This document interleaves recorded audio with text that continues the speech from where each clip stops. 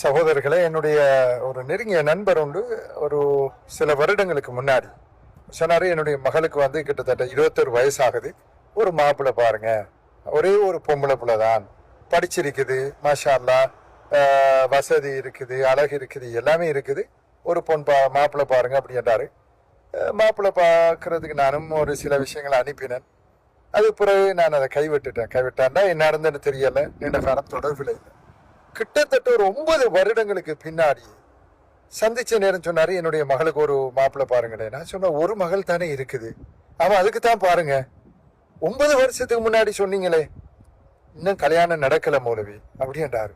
நான் என்னைய தூக்கி வாரி போட்டுருச்சு. ஒரே ஒரு பொம்பளை புள்ள, வசதி இருக்குது, அழகு இருக்குது, படிப்பு இருக்குது, எதனால வந்து நீங்க 9 வருஷமா மாப்பிள்ளை தர்றீங்க அப்படின்னு சொல்லி கொஞ்சம் அலசி பார்த்தா, சுபஹானல்லாஹ், ஆச்சரியம் என்னண்டா, ஒரு புள்ள இருக்கும்போது அந்த பாசம் கூட, இரக்கம் கூட, என் புள்ள வந்து வீணா போயிடக்கூடாது, நல்லா இருக்கணுமேங்கிற அந்த ஆர்வ கோளாறு என்ன செய்யறாங்கன்னு கேட்டா, மாப்பிள்ளை பார்க்கும்போது கண்டிஷன் கூட.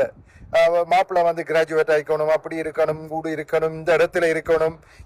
சுபஹானல்லாஹ், அந்த கண்டிஷன்கள் கூடி கூடி கூடி கடைசியா அப்படி ஒரு மாப்பிள்ளை வந்து தேடி பார்த்து கொடுக்க முடியாது, சமைச்சு தான் கொடுக்கணும். அப்படியான ஒரு நிலைக்கு பல குடும்பங்கள்ல, பல இடங்கள்ல அவதான். இதுக்கு நிகழ்வுக்கு பிறகு தேடி பார்த்தா நிறைய குடும்பங்கள் அப்படி இருக்குது. இந்த அதிகமான நிபந்தனைகள் போட்டு கூட குறைய இப்படி வருத்தி கொள்பவர்கள் வந்து அவங்களுக்கு கடைசி வரைக்கும் அதை சாதிக்க முடியாது. இதுக்கு மாற்றமாக சில ஏழை குடும்பங்களை பார்க்கிறோம். ஒரு 4-5 பெண் குழந்தைகள், வாப்ப சின்ன தொழில், சில நேரம் மௌத்தா இருப்பாரு.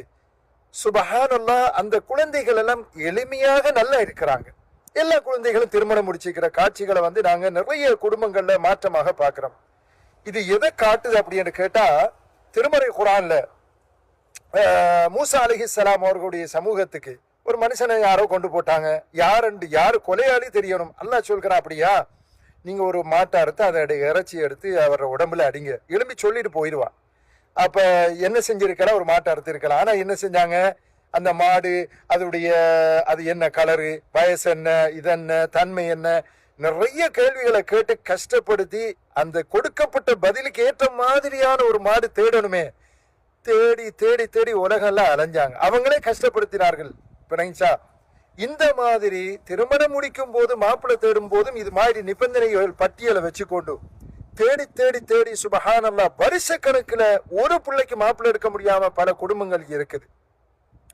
கண்ணியத்துக்குரியவர்களே, ஹசன் பின் அலி ரலியல்லாஹு அவர்களிடத்துல ஒரு மனுஷர் வந்து கேட்கிறாரு, எனக்கு ஒரு மகள் இருக்கிறாங்க, அவருக்கு திருமணம் முடிக்கணும், என்ன மாதிரியான மாப்பிள்ளை பார்க்கலாம். அவர் சொன்னாரு, நீங்க வந்து ஒரு